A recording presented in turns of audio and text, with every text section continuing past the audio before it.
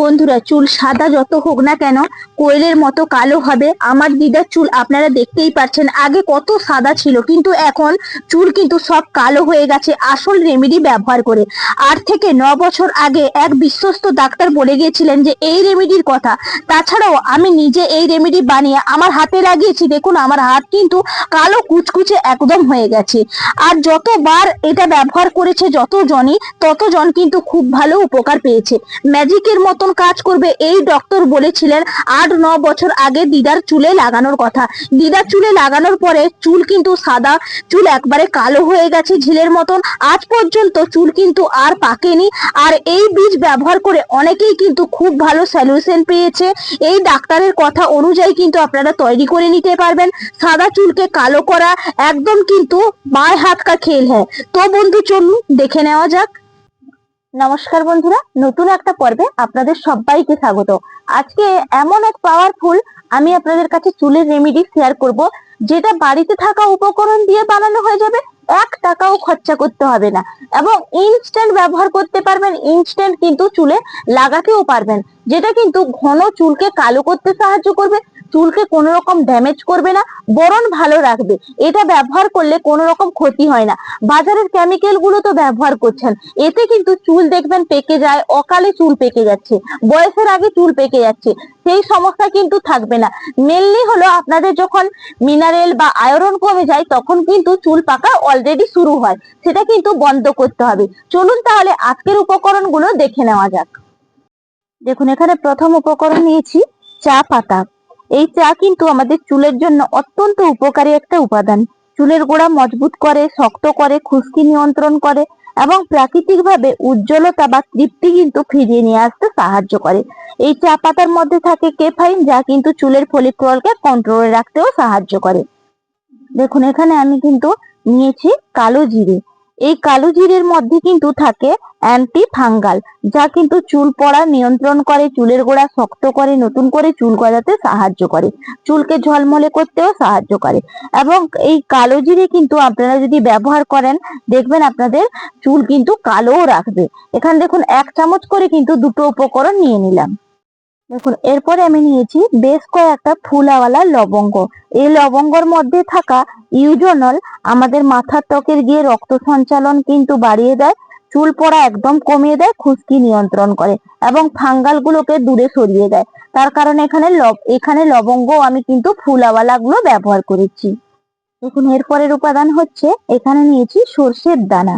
এই সর্ষের দানা একদম কিন্তু চুলের গোড়াকে মজবুত করে দেবে, চুল পড়া কমিয়ে দেবে, খুশকি দূর করবে, ইনফেকশন হলে সেগুলোকে কিন্তু কমাতে সাহায্য করবে এবং চুলকে মালিশ করবে, রক্ত সঞ্চালন করবে, চুল নতুন নতুন করে কিন্তু গজাবে।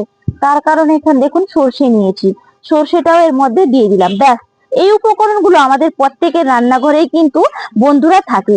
আমরা মশলা হিসেবে ব্যবহার করি কারণ রান্নাতে টেস্ট বাড়ানোর জন্য। এই মশলাগুলো কিন্তু 1 টাকাও খরচা করতে হয় না। একবার কিনে নিয়ে এলে এখন কিন্তু অনেকদিন পর্যন্ত আপনারা এগুলো বানিয়ে ফেলতে পারবেন এবং সংরক্ষণ করে রাখতে পারবেন। চলুন এরপর এগুলোকে একদম পাকিয়ে নিয়ে ড্রাই করে নিয়ে আসি। দেখুন, এরপর লোহার কড়াই বসিয়ে দিয়েছি বা লোহার তাবা। আমি কিন্তু লোহার তাবাটাই বসিয়েছি।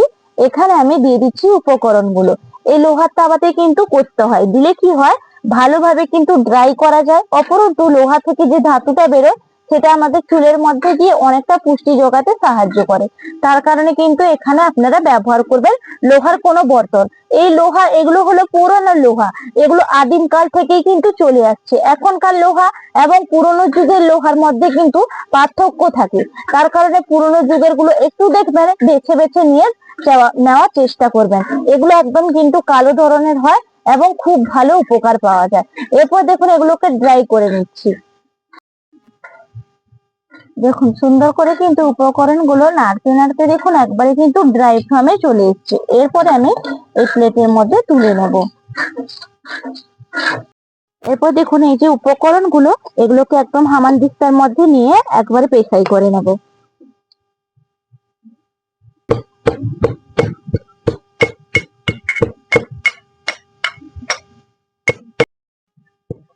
দেখুন, সুন্দর করে একবারে পাউডারটাকে পিষে নিয়েছি। এরপরে কিন্তু এটাকে চালাবো। এর মধ্যে যে প্লেটটা নিয়েছি এই দিয়ে কিন্তু চালিয়ে নিতে হবে। দেখুন, সুন্দর করে একবারে পাউডারটাকে পিষে নিয়েছি। এরপরে কিন্তু এটাকে চালাবো। এর মধ্যে যে প্লেটটা নিয়েছি এই দিয়ে কিন্তু চালিয়ে নিতে হবে। দেখুন, সুন্দর করে একবারে পাউডারটাকে পিষে নিয়েছি। এরপরে কিন্তু এটাকে চালাবো। এর মধ্যে যে প্লেটটা নিয়েছি এই দিয়ে কিন্তু চালিয়ে নিতে হবে।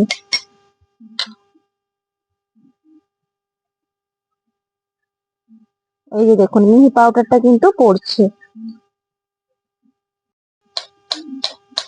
দেখুন সুন্দরভাবে কিন্তু একদম পাউডারটা দেখুন কতটা পাউডার তৈরি হয়েছে। দেখুন একবারে মিহি। চলুন এটাকে এরপরে এর সঙ্গে এমন দুটি পাওয়ারফুল উপকরণ মেশাবো চুলের জন্য দারুণ স্বাস্থ্যকর। দেখুন এখানে একটা বাটি নিয়েছি, আর কিন্তু এই চামচের মধ্যে 1 চামচ দেখুন আমি পাউডার নিয়ে নিলাম। এটা আপনারা কিন্তু ড্রাই হিসেবে ব্যবহার করতে পারেন, এটা লিকুইড হিসেবেও ব্যবহার করতে পারেন। এটা কিন্তু ইনস্ট্যান্ট পাউডারটা লাগাতে পারবেন কোনো রকম তুলো দিয়ে কিন্তু। আর এটাকে যে তৈরি করব দেখুন এখানে 1.5 চামচ মতন কিন্তু পাউডারটা নিলাম। এরপর বিশেষ একটা উপকরণ কিন্তু এর মধ্যে দিয়ে দেব, সেটা হলো এই যে ভেসলিন। দেখুন এখানে ভেসলিনটা বের করে নিচ্ছি, এই যে ভেসলিনটা এর মধ্যে দিয়ে দিচ্ছি। এরপরে দিয়ে দেব সর্ষের তেল। ব্যাস এই দুটো উপকরণ দিয়ে কিন্তু আপনাদেরকে মিশিয়ে নিতে হবে।